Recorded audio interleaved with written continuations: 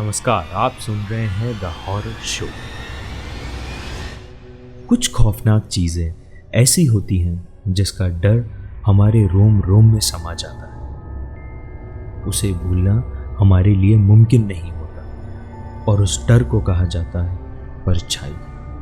साल 1995 में एक परिवार में बड़ी अजीब घटना ने सबको हिला कर रख दिया था।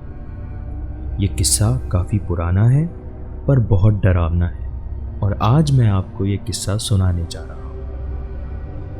एक गांव में शांति नाम की एक औरत रहती थी जिसके 2 छोटे बच्चे थे और वो अपने पति और बच्चों के साथ उसी गांव में अपना जीवन सामान्य रूप से व्यतीत कर रही थी। पर एक दिन अचानक सब कुछ बदल गया।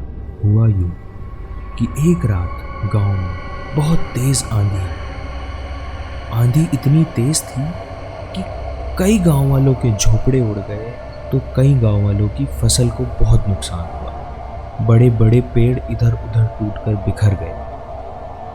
गांव में हर व्यक्ति को बहुत दुख था अपने नुकसान होने का। आंधी जब शांत हुई और सुबह हुई तो गांव का हाल मानो बेहाल हो गया था। सब कुछ तबाह हो गया था। आज तक इससे पहले ऐसी तेज आंधी कभी नहीं आई थी इस गांव। मगर इस आंधी के बीच एक बात बहुत अजीब हुई। गांव में थोड़ा बहुत हर किसी गांव वाले का नुकसान हुआ मगर शांति नाम की औरत के एक आंच तक नहीं आई, जो कि ये बड़ी अजीब बात थी। मगर इस बात को गांव वालों ने नजरअंदाज कर दिया।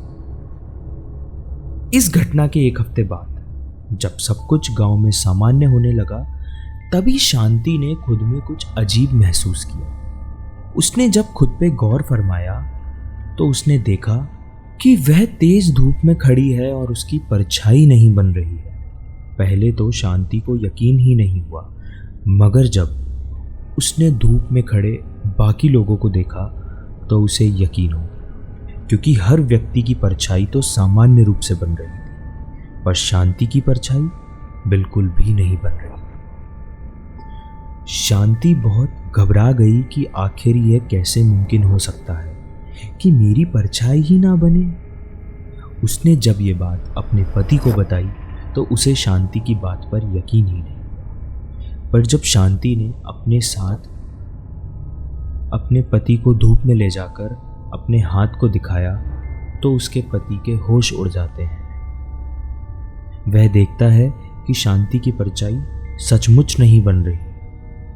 शांति और उसके पति ने यही सोचा कि इस बात की भनक किसी को भी नहीं लगनी चाहिए वरना गांव वाले उन्हें शायद डायन समझ जान से मार देते। इसी डर से उन्होंने इस बात को किसी को भी नहीं बताया। शांति ने यह बात औरों से तो छिपा ली मगर वो इस बात को लेके अंदर ही अंदर बहुत घुट रही थी।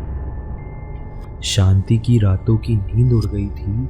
उसे हर वक्त ऐसा लगता था कि मानो उसके शरीर से कोई उसके प्राण निकाल रहा हो। दिन में तो शांति की परछाई नहीं बनती थी मगर रात के अंधेरे में उसे कई सारी परछाइयां अपने आसपास घूमती नजर आती थी। शांति को लगा आखिर इतनी सारी परछाई है किसकी।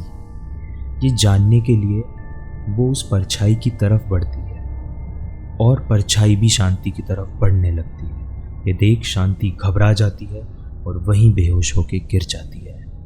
पर तभी वहां उसके पति आकर शांति को बेहोश देख उसके चेहरे पे पानी के छींटे डालकर उसे होश में लाते हैं। होश में आने के बाद वो सारी बातें अपने पति को बताती है, जिसके बाद वो दोनों फैसला लेते हैं कि वे दोनों इस गांव को छोड़कर अगले ही दिन रात में हमेशा हमेशा के लिए चले जाएंगे। मगर कहावत है कि दीवार के भी कान होते हैं और ये बात बिल्कुल सच साबित हुई। पता नहीं कैसे इस बात की भनक गांव वालों को लग गई थी और अगली ही सुबह गांव वाले एकजुट होकर शांति के घर आ थमके। उन्होंने शांति से कहा कि तुम बाहर आओ और इस धूप में खड़ी हो जाओ और अगर ये बात सच निकली तो हम तुम्हें जीवित छोड़ देंगे और तुम इस गांव को छोड़कर हमेशा के लिए चली जाना।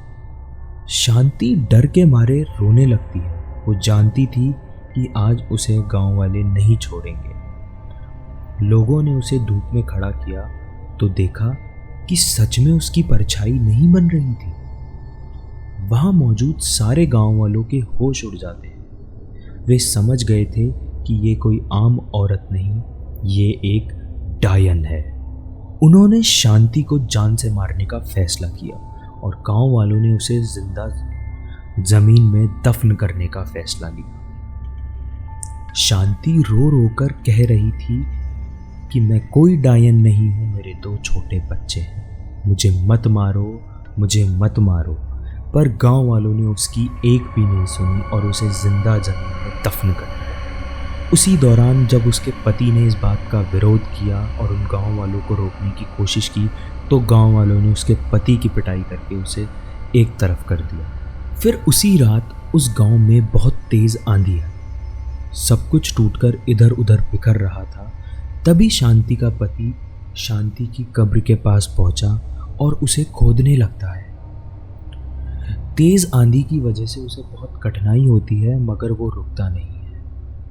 अपनी आंखों पे हाथ ढक एक हाथ से मिट्टी खोदने लगता है और सोचता है कि बस मुझे शांति की लाश मिल जाए तो मैं उसे यहाँ से ले जाकर उसका अंतिम संस्कार कर दूँ। वे लगातार मिट्टी को खोदता है और कुछ ही देर बाद उसे शांति की लाश दिखती है और अगले ही पल शांति खड़ी हो उठती है और यह देख उसका पति बहुत घबरा जाता है और डर जाता है।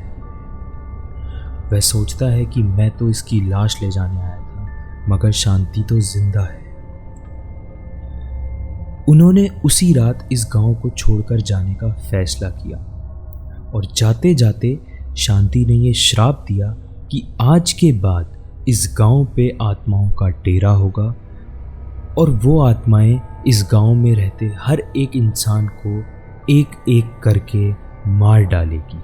और उस दिन के बाद वो गांव आज भी वीरान है।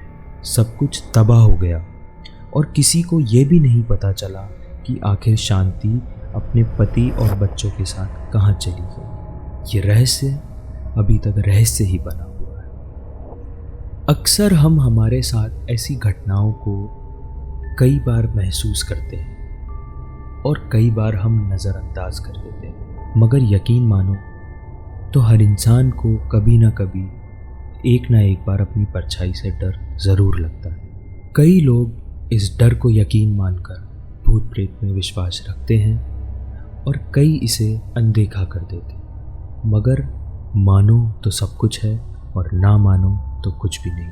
धन्यवाद। आप सुन रहे हैं द हॉरर शो।